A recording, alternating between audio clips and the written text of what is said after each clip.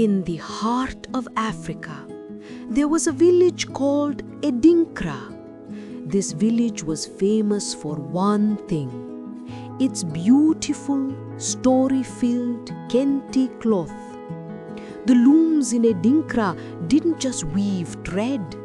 It was said they wove sunlight, they wove history, and they wove the very soul of the people. Now, in Adinkra, there lived two great weavers. They were like two paths leading to two different futures. The first was Kwame.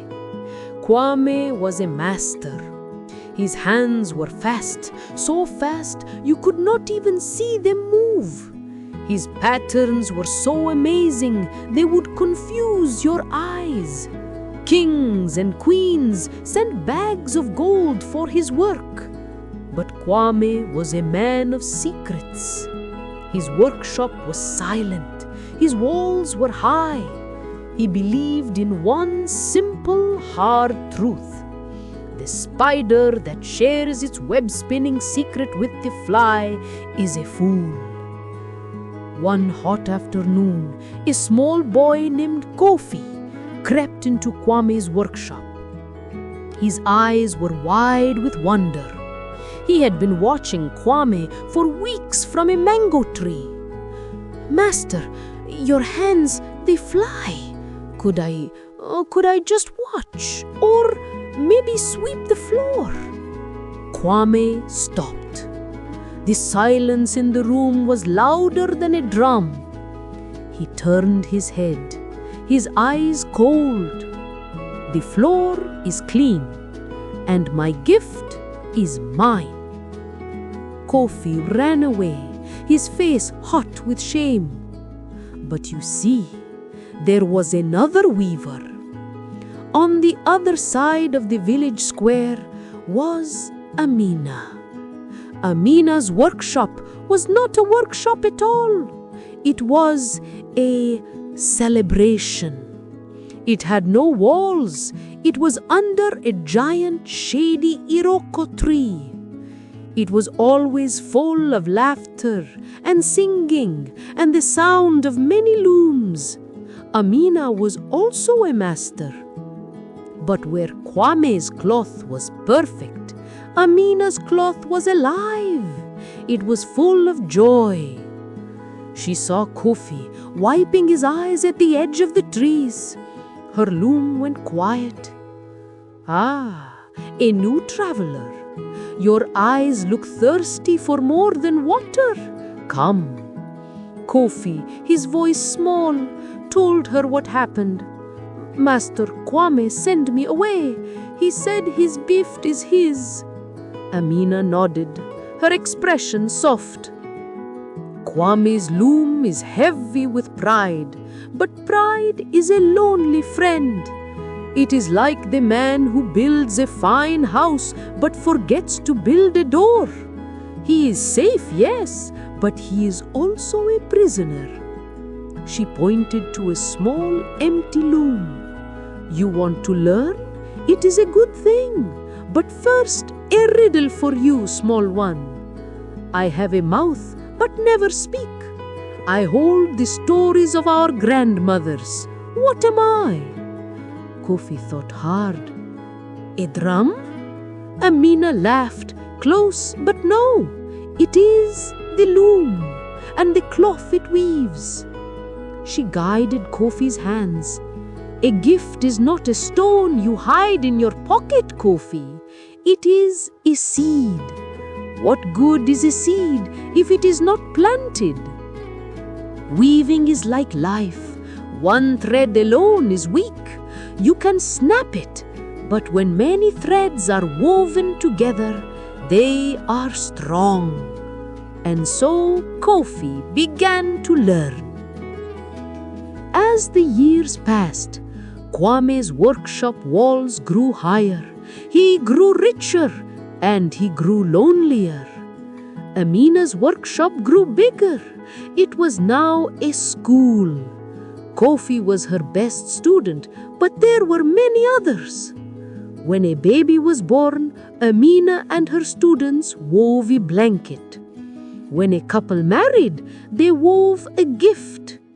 In Adinkra, Amina's patterns were the fabric of life itself. One day, the village chief made a great announcement. The festival of the new yam is coming. For the weaver who creates a new cloth, a cloth that tells the story of our village, they will win the Golden Shuttle, the highest honor of Adinkra. Kwame heard the news and he smiled.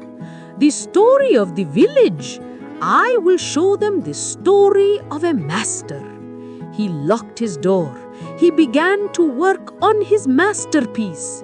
He called it the summit. It would be perfect.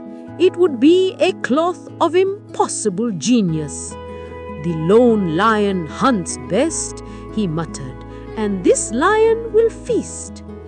No one saw him for a week.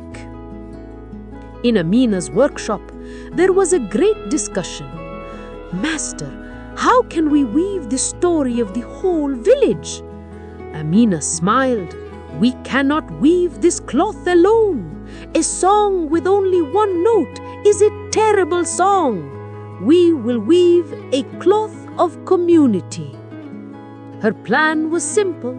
She and Kofi would weave the center, but the border would be woven by every student, even the youngest whose lines were still crooked. It is the crooked line next to the straight line that makes us see the beauty of both. Then the sickness came. It was a white cough that stole the breath and turned strong limbs to water. It found Kwame first. He was alone, locked in his workshop. He thought his shivering was just from hard work. He collapsed. He was alone, with his gold and his pride and his half-finished cloth. 2 days later, the sickness found Amina. She slumped over her loom, surrounded by her students. But she was not alone. The whole village rushed to her side. The people she had gifted, the students she had taught, they cared for her. They brought her soup. They bathed her head. Kofi sat by her side day and night. 3 days before the festival, Amina awoke from the fever.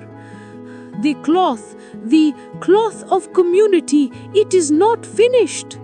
Kofi's heart broke. Rest, master. The cloth does not matter. It does. It is our story. Kofi sat in the darkness. He felt a great weight. He was skilled, but he was not Amina. Then he looked at his hands, the hands she had taught him. He remembered her words. One thread alone is weak, but when many threads are woven together, they are strong. Kofi stood up. He ran to the homes of the other students. Wake up! Our master is ill, but her work is not. Her hands taught our hands. Her story is in our fingers. We will not let it be a story half told. We will finish it together. The day of the festival arrived. The village square was quiet. Many were sick. The chief's elder spoke. His voice said, "We asked for a cloth to tell our story. Perhaps that story is now one of silence." No! It was Kofi. He walked into the square, followed by all of Amina's students. Together, they were carrying a large rolled-up cloth. They unrolled it before the elders. It was a marvel. The center, woven by Amina and Kofi, was beautiful. But the border was a riot of life. It had dozens of patterns. It had crooked lines from the children. It had simple patterns and complex ones. It was not perfect. It was a conversation. It was a family.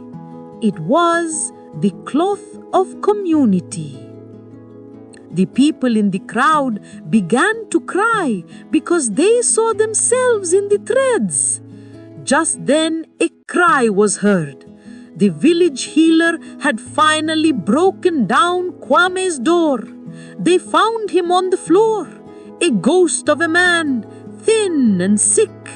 His fingers were still plucking at the air, trying to weave, and on his loom, covered in dust, was the summit. Half finished, brilliant, cold, and alone. Kwame and Amina both recovered, but the sickness left a mark. Their hands were now stiff. Their fingers would no longer obey. The two greatest weavers of Adinkra were silenced. One day, Amina found Kwame sitting under the iroko tree, staring at his empty, useless hands. She sat next to him. "The river that flows alone for too long, old friend," she said softly, "gathers no new water. It becomes a swamp." "My gift is gone," Kwame whispered. "No," Amina said. "Your gift was never in your hands. It was in your eyes. You see the bones of the cloth. My hands are stiff too, but my gift was in my heart. I still see the stories." At that moment, Kofi, now the leader of the young weavers, approached them. He knelt before them both. "Master Amina, Master Kwame, my hands are strong, but my cloth has no bones and it has no new stories. It is only an echo. Teach me, both of you." Kwame looked at his stiff hands, then at Kofi's strong young hands.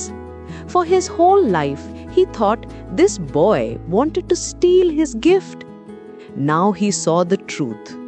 Kofi was not a thief. He was a vessel. Amina smiled and placed her hand on Kwame's. "What good is this seed, Kwame, if not for the soil?" And so they started the School of Two Weavers.